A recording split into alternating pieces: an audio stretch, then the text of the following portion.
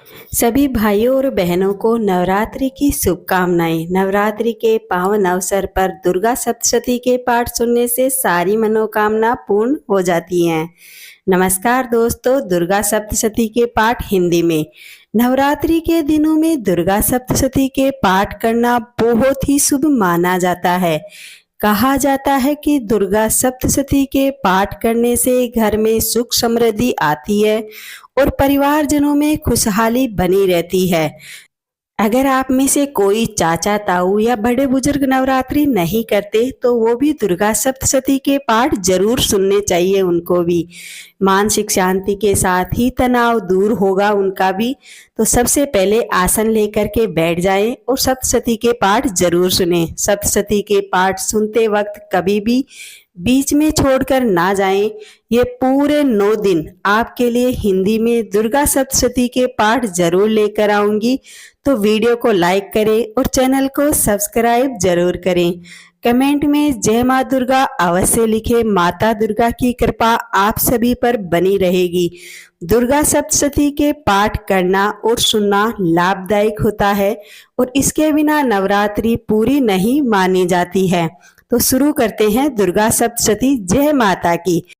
दुर्गा सप्तशती का प्रथम अध्याय। महर्षि मार्कंडे बोले, सूर्य के पुत्र सावर्णी की उत्पत्ति की कथा विस्तार से बताता हूँ, सो सभी ध्यान पूर्वक सुने। महामाया की कृपा से जिस प्रकार मनवंतर के स्वामी हुई उसका भी हाल सुनो। पहले एक राज्य था, उसका नाम था सौरोचिस। वहां का राजा अपनी प्रजा को अपने पुत्र के समान मानते थे। तभी उनकी एक राजा कोला विध्वंसी से उनकी शत्रुता हो गई।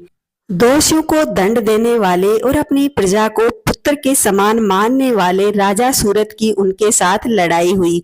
कोला विध्वंसियों के सैनिकों की संख्या कम होने पर भी राजा सूरत युद्ध में उनसे हार गए। हार के बाद राजा को बड़ी निराशा हुई और जब वो अपने नगर को आए तो केवल अपने देश का ही राज्य उनके पास रह गया। राजा अपने देश का ही राजा होकर राज्य करने लगा और अपनी प्रजा का ध्यान रखने लगा, किंतु उनके शत्रुओं को ये बात भी पसंद नहीं आई और उन पर आक्रमण कर दिया। राजा सूरत को बलहीन देखकर उनके दुष्ट मंत्रियों ने राजा की सेना और खजाना अपने अधिकार में कर लिया और राजा सूरत अपने राज्य और अधिकार को हार कर शिकार खेलने के लिए वन में चले गए। घोड़े पर सवार होकर वहां एक भयंकर वन की ओर चले। उसी वन में उनकी एक महर्षि से भेंट हुई। उस ऋषि के आश्रम में जाकर देखा कि वहां पर ऋषि मेधा महर्षि अपने शिष्य तथा मुनियों से सुशोभित हुए बैठे थे और वहां कितने ही हिंसक जीव जंतु भी शांति से बैठे हुए थे और वो भी ऋषियों के साथ बैठ करके उनकी कथाएं सुन रहे थे।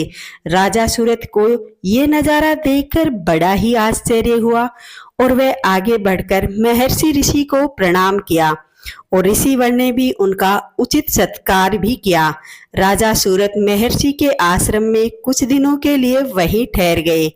वह अपना राज्य भी हार चुके थे और चारों तरफ की हार के बाद बड़े ही हताश और निराश होकर के वो वन को गए थे।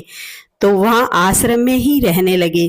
कुछ समय बाद उनके मन में अपने नगर के लिए ममता और आकर्षण से राजा अपने मन में सोचने लगे कि मैं अपनी प्रजा को कैसे अपने पुत्र के भांति रखता था, परंतु इस प्रजा के कुछ मंत्रियों के लोभ और लालच ने मेरे से ये छल कर लिया। इसी के चलते मैं अपने राज्य को हार गया और अपनी प्रजा का ध्यान भी नहीं रख सका। कुछ लोगों के चलते मैं अपनी प्रजा को पूरी तरह से हार कर आ गया। कैसे मैं पूर्व काल में पूर्वजों के जिस नगर का पालन किया गया था उसी नगर को आज मैं अपने हाथों से निकाल कर आ गया। उन दुष्ट और दुरात्मा मंत्रियों ने मेरे नगर की अब धर्म की रक्षा भी नहीं कर रहे होंगे, ना ही मेरी प्रजा का भी ध्यान रख रहे होंगे। यही नहीं, मेरा प्रधान हाथी जो सदा मद की वर्षा करने वाला और शूरवीर था, वह मेरे दुश्मनों के वश में होकर ना जाने क्या दुख भोग रहा होगा। मेरे आज्ञाकारी नौकर जो मेरी कृपा से धन और भोजन पानी से सदैव अपने परिवार के साथ खुश रहा करते थे और सदा मेरे पीछे पीछे चला करते थे, मेरी आज्ञा का हमेशा पालन किया करते थे, अब वो निश्चित ही उन दुष्ट मंत्रियों के अनुसरण करते होंगे, उन दुष्ट मंत्रियों के साथ ही रहते होंगे। पता नहीं उन दुरात्मा मंत्रियों द्वारा व्यर्थ की धन का व्यय करने से या संचित किया हुआ मेरा खजाना एक ना एक दिन अवश्य ही खाली हो जाएगा। इस प्रकार अपनी प्रजा के बारे में और अपने घोड़े और मंत्रियों के बारे में सोच सोच करके राजा अत्यंत दुखी रहने लगा, निरंतर परेशान और चिंता में ही डूबे रहते थे। तभी एक दिन अचानक राजा की भेंट सूरत में ऋषिवर के आश्रम में के निकट एक वैश्य को देखा।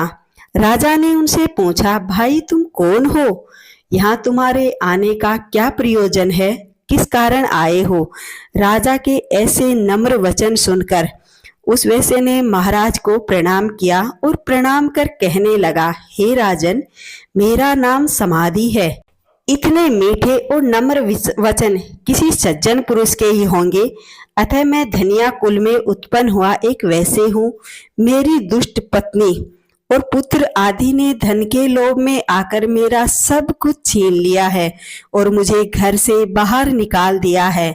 मैं इस तरह से दुखी होकर इस वन को चला आया हूँ। अपने ही प्रियजनों से चले जाने के कारण मुझे अत्यंत दुख हुआ है और इसी के कारण मैं वन को आ गया हूँ। उन सभी को छोड़कर अपने ही परिवारजन जब छलते हैं तो अत्यंत पीड़ा होती है। इसी कारण मैं वहाँ सब कुछ छोड़ करके यहाँ एकांत में चला आया हूँ और अब मैं बस यहीं रहता हूँ।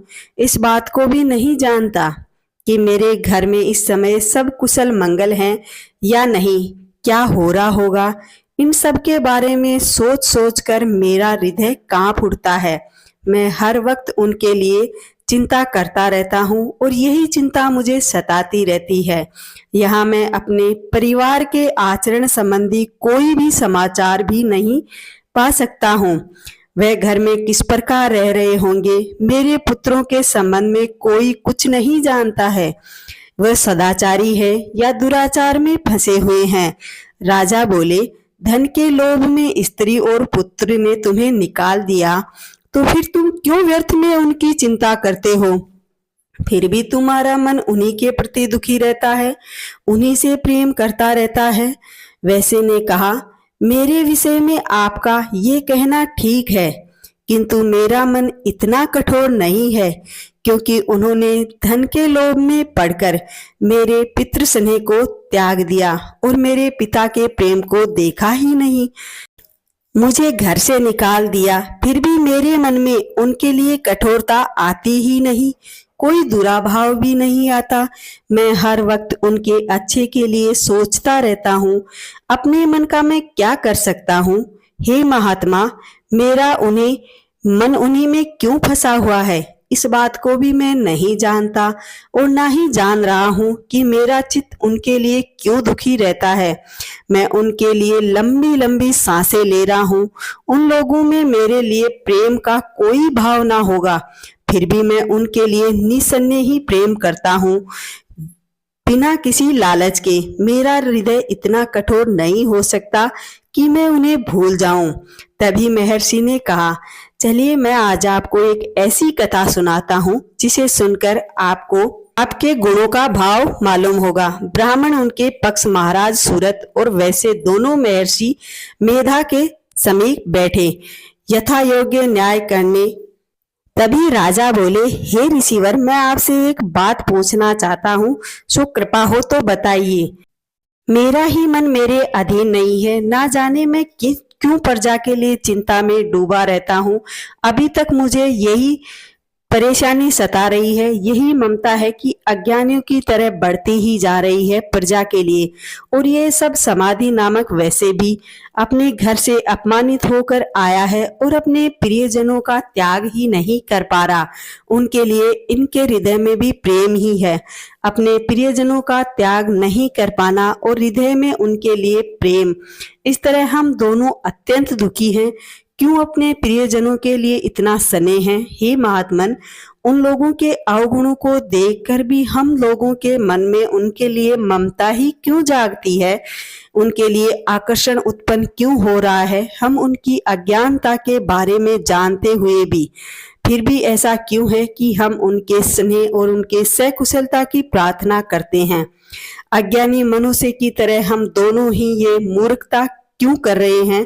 तभी ऋषिवर ने कहा, ये एक विषम मार्ग का ज्ञान है। सभी जंतुओं को सभी के लिए विषय अलग अलग होते हैं। कुछ प्राणी दिन में नहीं देख पाते और कुछ रात को नहीं देख पाते। वहीं कुछ जीव ऐसे होते हैं जो दिन तथा रात दोनों को ही देख सकते हैं। यही सत्य है जीवन का कि मनुष्य के ज्ञान का प्रदान है, किंतु केवल मनुष्य ही ज्ञानी नहीं होता, पशु पक्षी आदि में भी ज्ञान रहता है। जैसे ये पशु पक्षी ज्ञानी हैं, वैसे ही मनुष्य का ज्ञान है, और जो ज्ञान मनुष्य में वैसे ही है जैसे पशु पक्षियों में होता है, तथा दोनों अन्य बातों की भी एक जैसी ही समानता है। दोनों ही अपने परिवारों से बहुत प्रेम करते हैं। ये सब समानता मनुष्य और पशु पक्षियों में भी पाई जाती है। ये सब जानते हुए और सबका ज्ञान होने के बाद भी इन पक्षियों की ओर देखो कि अपने भूख से पीड़ित बच्चों की चोंच में कितने प्रेम से उनके लिए दाने डाल रहे हैं। एक दिन ऐसा आएगा जब ये अपने पंख फैलाने लगेंगे तो ये उठकर यहाँ से चले जाएंगे और ये कभी लौटकर नहीं आएंगे, ये इनको ज्ञात है। फिर भी ये पक्षी इनकी चोंच में दाना डाल रहे हैं इन्हें जीवित रखने के लिए। हे राजन, ऐसा ही प्रेम हम मनुष्य में होता है जो अपनी संतान के प्रति पाया जाता है। जो संतान में लोभ के कारण अपने उपकार को भूल जाते हैं और मनुष्य पुत्रों की इच्छा करते हुए इसी प्रकार मोह के गड्ढे में गिर जाता है। भगवान श्री हरि की ही माया है इस संसार को मोहित हो रहा है। इसी में कोई आश्चर्य की बात नहीं है। हर एक को अपने संतान से मोह माया रहती ही है, क्योंकि भगवान की योग निंद्रा है। ये माया ही तो है जिसके कारण संसार मोह में जकड़ा हुआ है। यही महामाया भगवती देवी ज्ञानियों के चित्त को बलपूर्वक खींचकर मोह में डाल देती है और इसी के द्वारा संपूर्ण जगत की उत्पत्ति होती है। यही भगवती देवी प्रसन्न होकर मनुष्य को मुक्ति भी प्रदान करती है और इसी संसार के बंधन का कारण भी यही है तथा संपूर्ण ईश्वरों की भी स्वामिनी है। यही महाराज सूरत ने पूछा कि हे ऋषिवर, ये भगवान, ये देवी कौन सी है जिसको आप महामाया कह रहे हैं? हे ब्राह्मण, वह कैसे उत्पन्न हुई थी? उसका क्या कार्य था? उनके चरित्र कौन कौन से हैं? हे प्रभु, उनका स्वभाव और भाव, इन सभी के स्वरूप के बारे में कृपा करके मुझसे कहिए। मैं उनके बारे में जानना चाहता हूँ, आपसे सुनना चाहता हूँ। तभी महर्षि बोले, हे राजन, वह देवी तो नित्य स्वरूपा है जिसके द्वारा इस संसार को रचा गया। तब भी उनकी उत्पत्ति हुई, अनेक प्रकार में हुई, अनेक रूपों में हुई। वह सभी बातें मैं आपको सुनाता हूँ जिनके बारे में मैं जानता हूँ। देवी की उत्पत्ति संसार में बहुत बार हर कार्य सिद्ध करने के लिए हुई थी। देवताओं का कार्य सिद्ध करने के लिए भी देवी प्रकट हुई थी। उसी समय वह उत्पन्न हुई कहलाई थी। इसीलिए पहली नवरात्रि को देवी से ही 9 देवियों की पूजा की जाती है। कहते हैं इस समय उत्पन्न हुई देवी कहलाती है। संसार को जलमय में करके जब भगवान विष्णु योग निद्रा का आश्रय लेकर शेषशय्या पर सो रहे थे, तभी 2 राक्षस मधु और कैटभ नाम के असुर उनके कान के मैल से प्रकट हुए और वो ब्रह्मा जी को मारने के लिए तैयार हुए। ब्रह्मा जी ने जब उन दोनों को अपनी ओर आते हुए देखा और ये भी देखा कि भगवान विष्णु योग निद्रा का आश्रय लेकर सो रहे हैं, तब भगवान विष्णु को जगाने के लिए ब्रह्मदेव ने उनके नेत्रों में निवास करने वाली देवी योग माया की स्तुति करने लगे। योग माया की स्तुति करने से ही ब्रह्मा जी ने कहा, हे देवी, तुम ही स्वाहा, तुम ही स्वधा, और तुम ही जीवन देने वाली हो। तुम ही वष्टाकार हो। स्वर भी तुम्हारा ही है और स्वरूप भी तुम्हारा ही है। सुधा भी तुम ही हो, सब कुछ तुम ही हो। जो नित्य अक्षर प्रणव में अकार उकार मकार, इन तीनों में माता के रूप में भी तुम्हारा ही स्वरूप है। इस जगत में तुम ही हो। फल फूल या फिर जिस भी रूप में हो, हे देवी तुम ही स्थित हो। इसके अतिरिक्त जो बिंदु पाठ यानी अर्थ मात्र है, जिसका भी विशेष रूप से उच्चारण ही नहीं हो पाता है, हे देवी वो भी तुम ही हो। हे देवी संध्या सावित्री तथा परम जननी हो। तुम इस विश्व को धारण करने वाली हो। तुमने ही इस जगत की रचना की और तुम ही तो इस जगत का पालन करने वाली हो। हे पालन करने वाली देवी, तुम कल्प के अंत में सबको भक्षण करने वाली भी तुम ही हो।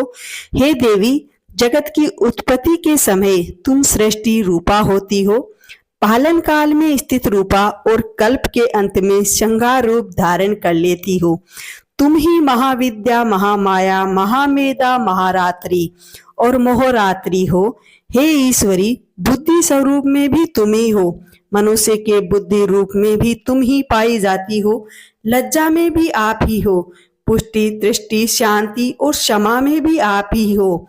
आप ही खड्ग धारणी शूल धारणी बाण धारणी गदा चक्र शंख और धनुष को धारण करने वाली हो।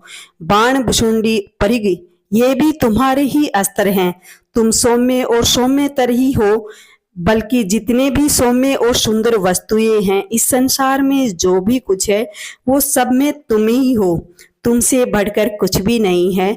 और जो ऊपर सबसे ऊपर रहने वाली हो वो भी आप ही हो। सर्वस्व रूप में देवी जो ये अस्त पदार्थ हैं उनमें जो शक्ति है वो भी आप ही हो। इस अवस्था में भला तुम्हारी स्तुति कौन कर सकता है। इस संसार की सृष्टि पालन और श्रृंगार करने वाली जो भगवान हैं, उनको भी जब तुमने योग निद्रा में इस तरह से सुला दिया कि वो जगाने पर भी नहीं जाग रहे, वो भी आपकी योग निद्रा से वशीभूत होकर शेष शैया पर सो रहे हैं, तो ऐसे में आपकी स्तुति कौन कर सकता है। मुझे और भगवान विष्णु भगवान शंकर को शरीर धारण करने वाले भी आप ही हो। तीनों देवों का शरीर धारण करने वाले भी आप ही हो। तो आपकी स्तुति भला कौन कर सकता है, किसमें इतनी शक्ति है। हे देवी, अपने उदार प्रभाव के कारण प्रशंसनीय मधु और कैटभ जैसे भयंकर असुरों को उन्हीं के मोह में डाल दो और भगवान विष्णु को जल्दी से जगा दो। उनमें इनको मार डालने की बुद्धि भी उत्पन्न करो और क्षमता भी दो। हे महर्षि बोले, हे राजन, जब श्री ब्रह्मा जी ने देवी को इस प्रकार स्तुति करके भगवान को जगाने को कहा, तभी मधु और कैटभ को मारने के लिए कहा, तो भगवान श्री विष्णु के नेत्र मुख नासिका बाहु हृदय और वक्षस्थल से निकलकर देवी ब्रह्मा जी के सामने खड़ी हो गई। उनका ऐसा करना था कि भगवान श्री हरि तुरंत ही जाग उठे और दोनों असुरों को, जो अत्यंत बलवान और पराक्रमी थे, दोनों मारे क्रोध के नेत्र लाल हो रहे थे और ब्रह्मा जी का वध करने के लिए वो आतुर थे। तभी क्रोध भरे स्वर में भगवान श्री विष्णु ने उन दोनों को युद्ध के लिए ललकारा और युद्ध करने के लिए कहा। भगवान श्री हरि ने युद्ध के लिए जब ललकारा तो पूरे 5000 वर्ष तक उन दोनों राक्षसों से युद्ध हुआ। एक तो वे अत्यंत बलवान थे तथा पराक्रमी भी थे, दूसरे वे महामाया में अत्यंत मोह में डाल रखा था। अतः वे श्री भगवान से कहने लगे, हम दोनों तुम्हारी वीरता से अत्यंत प्रसन्न हैं, सो जो चाहे वर मांगो, हम आपको वर देना चाहते हैं। भगवान ने कहा, यदि तुम मुझ पर प्रसन्न हो तो तुम अब मेरे हाथों से मर जाओ। बस भगवान का इतना सा ही वर मांगना था। महर्षि मेधा बोले, इस तरह से जब वे धोखे में आ गए और अपने चारों तरफ जल ही जल देखा, तो भगवान श्री विष्णु से कहने लगे कि हमारी मृत्यु ऐसी जगह पर हो जहां पर ना जल हो, ना ही सूखी जमीन हो, ना आसमान हो, ना धरती हो, ऐसी जगह पर हमारा वध कीजिए। तभी भगवान श्री हरि ने तथास्तु कहकर उन दोनों को अपनी जंघा पर लेटाकर दोनों असुरों का सिर धड़ से अलग कर दिया। इस तरह से ये देवी ब्रह्मा जी की स्तुति करने से प्रकट हुई थी और इसीलिए नवरात्रि के 9 दुर्गे में ये पाठ किए जाते हैं। कहा जाता है कि इन पाठों को करने से अपने सभी पापों का नाश कर सकते हो। अब तुम अपने प्रभाव से प्रकट हुई थी। नवरात्रि के पहले दिन माता शैलपुत्री की पूजा की जाती है। इस दिन नवरात्रि के पूरे 9 दिन दुर्गा सप्तशती के पाठ सुनने से घर में सुख समृद्धि और धन का वास होता है। माता की कृपा सभी पर बनी रहती है। दुर्गा सप्तशती का ये पाठ आपको कैसा लगा कमेंट करके जरूर बताएं और हाँ, चैनल को सब्सक्राइब जरूर करें। अपने दोस्त और परिवारजनों को भी शेयर करें जिससे कि वो भी दुर्गा सप्तशती का पाठ सुन सके। दुर्गा सप्तशती के पाठ के बिना ये नवरात्रि कभी भी पूरी नहीं मानी जाती है। मनुष्य के सारे पाप कर्म छूट जाते हैं ये पाठ सुनने मात्र से ही। ये पाठ हिंदी में है तो